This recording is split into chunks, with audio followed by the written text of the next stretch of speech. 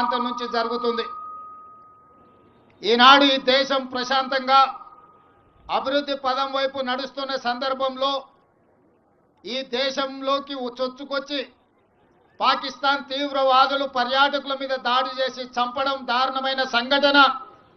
ఇలాంటి సంఘటనలు పునరావృతం జరగకుండా ఉండాలంటే భారత ప్రభుత్వం కఠినంగా వ్యవహరించాల్సిన అవసరం ఉన్నది. అదేవిధంగా 140 కోట్ల భారతీయులందరూ కూడా ఏకమై రాజకీయాలకు అతీతంగా పార్టీ సిద్ధాంతాలకు అతీతంగా అందరము ఒక్కటై తీవ్రవాదం మీద పోరాడవలసిన అవసరం ఉన్నది. అందుకే ఈనాడు తెలంగాణ రాష్ట్ర ప్రభుత్వం అధికారికంగా ఈ కార్యక్రమాన్ని ఏర్పాటు చేసి అందరినీ ఆహ్వానించి భారత ప్రభుత్వానికి అండగా నిలబడి భారత ప్రభుత్వం చేపట్టే ప్రతి చర్యకు మద్దతుగా నిలబడాలి అని చెప్పి ఈరోజు వేలాది మంది నక్లెస్ రోడ్లోకి వచ్చి భారత ప్రభుత్వానికి మద్దతుగా నిలబడ్డందుకు నేను అందరిని అభినందిస్తున్నా. ఈ దేశ ప్రధానమంత్రి నరేంద్ర మోడీ గారికి విజ్ఞప్తి చేస్తున్నా. ఇది చాలా భావోద్వేగమైన సందర్భం. ఇలాంటి సందర్భంలో మనందరం ఏకమై భారతదేశ సార్వభౌమ అధికారాన్ని కాపాడాల్సిన బాధ్యత మన అందరి మీద ఉన్నది. మనందరం ఏకమై తీవ్రవాదాన్ని అంతమొందించి ప్రపంచానికి ఆదర్శంగా నిలబడాల్సిన సందర్భం ఈనాడు ప్రజలందరూ మన వైపు చూస్తున్నారు. అందుకే ఈరోజు ప్రభుత్వానికి అండగా నిలబడి ప్రజలందరినీ ఏకం చేసి మన దేశం మీద జరిగే దాడిని తిప్పికొట్టడానికి దాడులకు పాల్పడి కుట్రలు పన్నిన వాళ్ళను కఠినంగా శిక్షించవలసిన అవసరం ఉన్నది. మీరందరూ ఇక్కడికి వచ్చి సంఘీభావం తెలిపి చనిపోయిన కుటుంబాలకు ప్రగాఢ సానుభూతి తెలపడమే కాదు, ఆ కుటుంబాలకు అందరికీ మనము అండగా నిలబడాలి, ఆ కుటుంబాలను ఆదుకోవాలి. తెలంగాణ రాష్ట్ర ప్రభుత్వం తరఫున చనిపోయిన కుటుంబాలకు ప్రగాఢ సానుభూతి తెలియజేస్తూ ఆ కుటుంబాలకు అండగా నిలబడతాము. మన అందరం కూడా ఆ కుటుంబాలకు ఒక మనోధైర్యాన్ని ఇవ్వాలి. చనిపోయిన వాళ్లకు ఇందులో అమరులైన వాళ్ళ ఆత్మశాంతి చేకూరాలని భగవంతుడి దగ్గర వాళ్ళైతే మంచిగా చల్లగా చూడాలని వాళ్ళ కుటుంబాలను ఈరోజు ఈ కార్యక్రమాన్ని ఏర్పాటు చేయడం జరిగింది. मैं इस मौके पे इस देश प्रधानमंत्री नरेंद्र मोदी जी से एक ही गुजारिश है, ये ऐसे मौके पे जो आतंकवादी अपने देशवासियों के ऊपर हमला किए, ऐसे हमला को हम सब इकट्ठा होकर 140 करोड़ लोग हम सब मिलके मुंह तोड़ जवाब देने का वक्त आए। इसीलिए आज तेलंगाना राज्य से 4 करोड़ जनता और दुनिया सबसे कम 100 देशों का उनके प्रतिनिधि यहाँ पर हाजिर होकर अपने साथ जोड़ के आतंकवादियों के खिलाफ लड़ने के लिए हमको मदद दिए। हम लोग सब मिलके इस देश प्रधानमंत्री को हम मदद देंगे। प्रधानमंत्री जी मोदी जी 1967 चीन ने अपने देश के ऊपर हमला किए तो इंदिरा जी ने मुंह तोड़ जवाब दिए। उसके बाद पाकिस्तान 1971 में इस देश के ऊपर हमला किए तो इंदिरा जी ने पाकिस्तान को मुंह तोड़ जवाब देकर एक धक्का में 2 टुकड़े किए पाकिस्तान को, एक बांग्लादेश दूसरा पाकिस्तान। उस वक्त अटल बिहारी वाजपेयी जी ने ये कहा, इंदिरा जी को दुर्गा माता ने कहा, आप दुर्गा माता के भक्त हो, हमें पता है, दुर्गा माता को याद करो, अभी पाकिस्तान के ऊपर जो हमला करना है। ప్రతి స్టేట్ లో ప్రతి రాష్ట్రంలో కూడా ఉగ్రవాదానికి వ్యతిరేకంగా పహల్గాంలో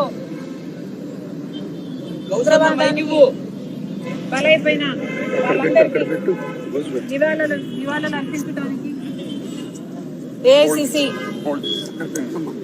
ఏఐసిసి ఆదేశాల మేరకు ప్రతి రాష్ట్రంలో ఈరోజు క్యాండిల్ ర్యాలీలు ఆర్గనైజ్ చేయడం జరిగింది. మన రాష్ట్రంలో కూడా ఆంధ్ర రాష్ట్రంలో కూడా ఈరోజు ప్రతి జిల్లాకు సంబంధించిన డిసిసి సిటీ ప్రెసిడెంట్స్ తో సహా సీనియర్ ఎలాగో ఉన్నారు, మేమందరము కూడా చనిపోయిన వాళ్ళందరికీ మనస్ఫూర్తిగా కాంగ్రెస్ పార్టీ తరఫున నివాళులు అర్పిస్తున్నాం.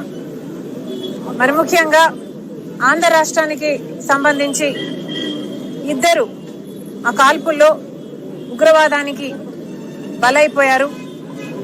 వారిలో ఒకరిని విశాఖపట్నంలో నిన్న నేను చూడడం జరిగింది. ఆ కుటుంబాన్ని పరామర్శించడం జరిగింది. చంద్రమౌళి గారు ఆయననైతే ముఖం మీద తుపాకీ పెట్టి కాల్చడం జరిగింది. ఆయన భార్యని కలిస్తే మేమేం పాపం చేశామమ్మా, మాకెందుకు ఇలా జరిగింది అని చాలా బాధపడింది. తనొక్కటే కాదు, చనిపోయిన వాళ్ళందరి కుటుంబాలు కూడా సైట్ సీయింగ్ కోసం అని వెళ్ళిన వాళ్ళు, లేకపోతే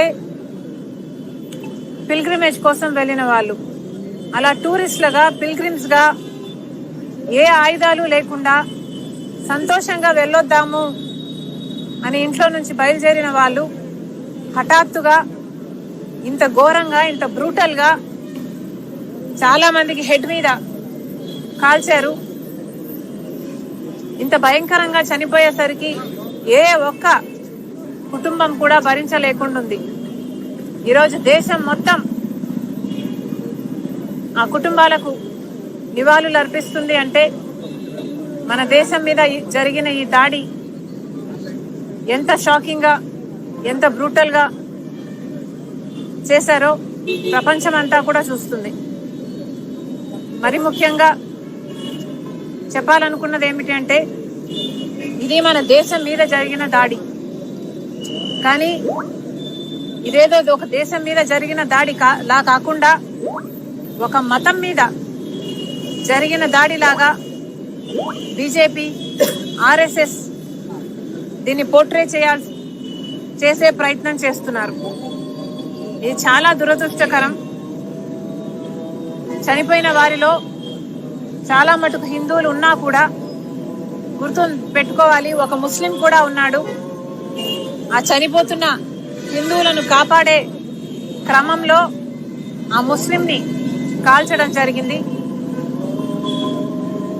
ఇది ఒక మతం మీద జరిగిన దాడి కాదు, ఇది భారతదేశం మీద జరిగిన దాడి.